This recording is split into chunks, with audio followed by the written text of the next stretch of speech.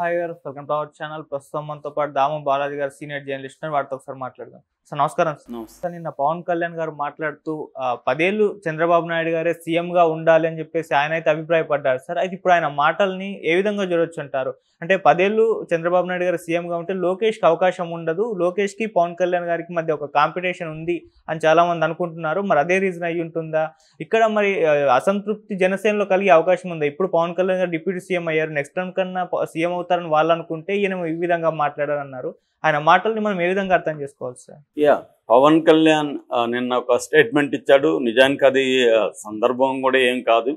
ఆయన ఇచ్చింది ఏంటంటే చంద్రబాబును పొగిడాడు. చంద్రబాబు $1 ట్రిలియన్ వర్త్ అభివృద్ధి చేశాడు, ఏవో చెప్పాడు. దానికేమీ కాంక్రీట్గా డేటా కానీ అదేమి ఇవ్వలేదు.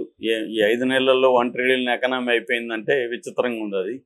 సరే, ఆయన ఏం చేశాడు 5 నెలల్లో అవేం చెప్పలేదు, మొత్తానికి పొగిడాడు. ఓకే, ఎందుకంటే ఆయన డిప్యూటీ సీఎంను పొగడంలో పెద్ద ఇది లేదు, వాళ్ళు పొగుడుకోవడంలో పెద్ద ఆశ్చర్యం లేదు.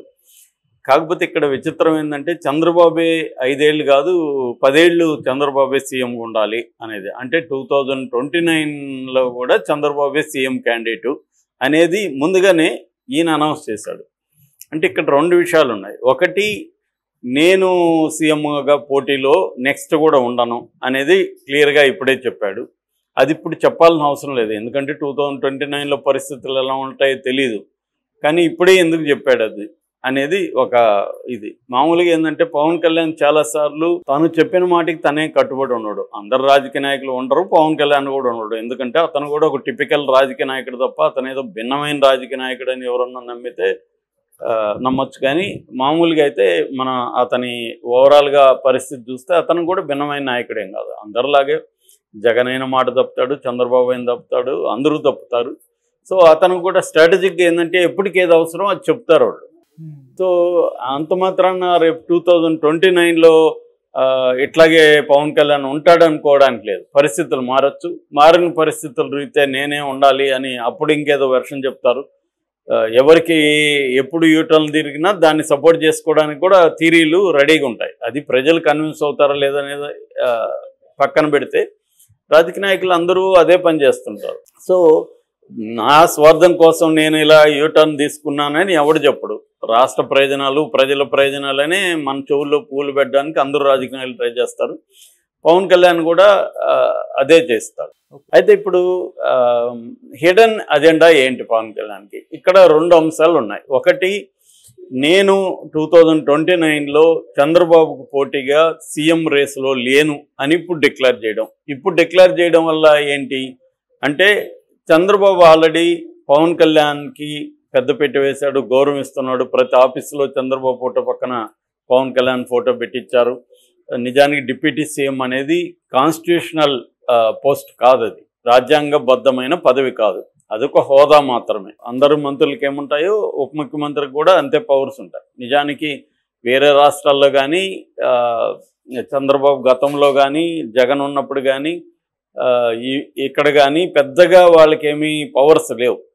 ఏదో ఒక మనం మామూలుగా పెద్ద మనిషి కొంత గౌరవిద్దామని అనుకుంటాం కదా, అలాంటిది తప్ప అంతకంటే ఏమీ లేదు.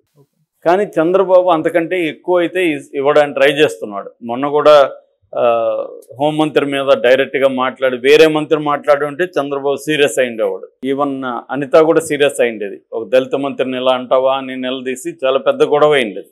కానీ పవన్ కళ్యాణ్ అంత ఓపెన్గా వార్నింగ్ ఇచ్చినా కూడా గొడవ కాలేదు. పైగా అతని ఈగోని సాటిస్ఫై చేయడానికి ట్రై చేశారు. చివరికి అతను పట్టుబడినట్టే వైసీపీ మీద క్రాక్ డౌన్ మొదలుపెట్టాడు. దానివల్ల నెగిటివిటీ చంద్రబాబుకు వస్తుందని తెలిసినా పవన్ కళ్యాణ్ కోసమే ఆ పని చేస్తున్నాడు అనేది అందరికి అర్థమైంది. పవన్ కళ్యాణ్ కూడా హ్యాపీగా ఫీల్ అయ్యాడు. తను అడిగినట్టుగా వైసీపీ వాళ్ళని ఎత్తి లోపలేస్తున్నాడని అతను ఈగో సాటిస్ఫై అయింది. ఈ క్రమంలో చంద్రబాబుని తను పొగిడాడా అనేది ఒక అంశం. రెండవ అంశం స్ట్రాటజిక్గా, ఎందుకంటే పవన్ కళ్యాణ్కి లోకేష్కి మధ్య ఒక ఇండైరెక్ట్ ఒక కాంపిటీషన్ కావచ్చు లేదా ఒక రైవలరీ కావచ్చు ఉండే అవకాశం ఉంది. ఎందుకంటే ఇద్దరు కూడా సీఎం కావాలనుకుంటున్నారు. లోకేష్ సీఎం కావాలనేది లోకేష్ టార్గెట్, పవన్కి కూడా సీఎం కావాలనేది టార్గెట్. సో ఇప్పుడు నేను లోకేష్ని సీఎం అవ్వడానికి ఒప్పుకోను ఉంటే నువ్వు ఉండు, లేకపోతే నేను ఉంటాను అని చంద్రబాబు డిక్లేర్ చేయడమా అన్న యాంగిల్ కూడా ఇక్కడ వస్తుంది. ఎందుకంటే చంద్రబాబుకి ఉన్న లక్ష్యం ఏంటి, నెక్స్ట్ 2029లో లోకేష్ని సీఎంగా ఎస్టాబ్లిష్ చేసి తను యాక్టివ్గా ఉన్నప్పుడే సీఎంగా కూర్చోబెట్టగలిగితే లోకేష్ సెటిల్ అవుతాడు రాజకీయాల్లో, అంటే సీఎంగా ఆమోదిస్తారు. ఇప్పటికిప్పుడే తను అంటే తెలుగుదేశంలో చంద్రబాబు లేకుండా లోకేష్ ఒకడే లీడ్ చేసి సీఎం కాగలడా అనేది ఇవాళ ఎవరికి కాన్ఫిడెన్స్ లేదు.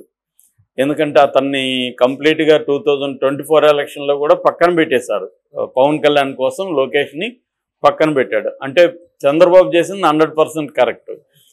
ఎందుకంటే పరిస్థితులు పవన్ కళ్యాణ్ కానీ పెద్దపీట వేయకపోతే, పవన్ కళ్యాణ్కి అంత ఇంపార్టెన్స్ ఇవ్వకపోతే, ఒకటి పవన్ కళ్యాణ్ హర్ట్ అయ్యే అవకాశం ఉంది, రెండు పవన్ కళ్యాణ్కి ఓట్లు వేసే వాళ్ళు కూడా హర్ట్ అవుతారు. దానివల్ల ఓట్ ట్రాన్స్ఫర్ అనేది జరగదు. ఓట్ ట్రాన్స్ఫర్ జరగాలంటే పవన్ కళ్యాణ్ చాలా ఇంపార్టెంట్ అనే ఫీలింగ్ ఇటు కాపు పాపులేషన్లో రావాలి, పవన్ కళ్యాణ్ అభిమానులో రావాలి. అది చంద్రబాబు క్లియర్గా ఆయనకి ఐడియా ఉంది కాబట్టి చంద్రబాబు ఆ జాగ్రత్తలు తీసుకున్నాడు, సక్సెస్ అయ్యాడు కూడా. సో కానీ ఇప్పుడు 2029లో లోకేష్ని కానీ సీఎంగా ప్రొజెక్ట్ చేస్తే మళ్ళీ ఈ రెండు ఇబ్బందులు వచ్చే అవకాశం ఉంది. ఏది పవన్ కళ్యాణ్ హర్ట్ అవ్వచ్చు, ఆయన అభిమానులు ఆయన ఓటర్లు కూడా హర్ట్ అవ్వచ్చు. అప్పుడు ఓట్ ట్రాన్స్ఫర్ అనేది ఇబ్బంది అవుతుంది. అందుకని చంద్రబాబు మరి ఏం చేస్తాడు అన్న అభిప్రాయం అయితే ఉంది. ఈ చర్చ నడుస్తుంది లోపల పార్టీలలో కానీ నడుస్తుంది. సో దీనికోసం ముందుగానే పవన్ కళ్యాణ్ ఒక క్యావియేట్ లాగా, అంటే జరగకుండా ముందుగానే ఒక బాణం లాగా వేశాడా, అంటే నువ్వే 10 ఏళ్ళు సీఎంగా ఉంటేనే నేను అంగీకరిస్తాను తప్ప లోకేష్ సీఎంగా ఉంటే నేను అంగీకరించను అని ఇండైరెక్ట్గా చెప్పాడా ఆ విషయం చెప్పకుండా. అట్లాగే తన శ్రేణులకు కూడా ఆయన ఒక ఇండికేషన్ ఇచ్చాడు. అంటే చంద్రబాబు సీఎం అయినంత వరకు నేను సీఎం కాను, అది మీరు మర్చిపోండి, మళ్ళీ కూడా 10 ఏళ్ళు నెక్స్ట్ 2029లో కూడా నేను సీఎం అవ్వను, మీరేం ఆశలు పెట్టుకోవద్దు అనేది చెప్పాడా. లేదు ఆయన సీఎం నేను డిప్యూటీ సీఎంగానే 10 ఏళ్ళు ఉంటాం కాబట్టి మీరేమి ఇబ్బంది పడకండి, ఈ పొజిషన్లో హ్యాపీగానే ఉంది అనేది చెప్పడమా. అంటే లోకేష్ని సీఎం కాకుండా ఇప్పటి నుంచి పవన్ కళ్యాణ్ జాగ్రత్తలు తీసుకుంటున్నాడా.